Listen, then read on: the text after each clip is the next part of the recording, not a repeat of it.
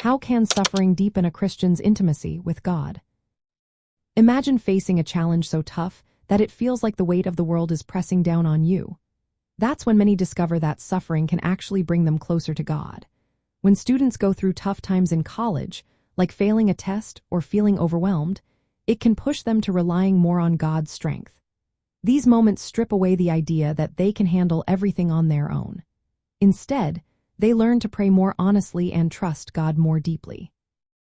Suffering makes believers think about Jesus' own suffering. Jesus endured pain and hardship for a greater purpose, and when Christians face their own struggles, they can see a connection. This helps them understand that suffering isn't just random pain but part of a bigger story of redemption. As they go through tough times, they develop qualities like patience, humility, and hope. These traits are signs of growing closer to God and becoming more like Jesus. When life gets hard, it often forces students to pause and reflect. This stillness can lead to a deeper sense of God's presence.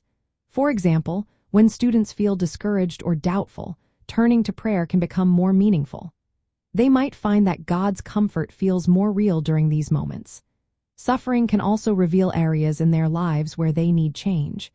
It's like a mirror that shows weaknesses and invites growth. Sharing struggles openly with God builds trust. When students admit their doubts or fears, they open the door for God to work in their hearts. This honesty can lead to a stronger relationship because it's based on real feelings, not just surface-level faith. Over time, enduring suffering can transform doubt into trust and discouragement into hope. In the end, suffering can be a tool that helps believers understand God's love more clearly. It encourages humility and dependence, produces Christ-like character, and creates opportunities to experience God's comfort. For students in college, especially when facing doubts or setbacks, seeing suffering as part of spiritual growth can give hope.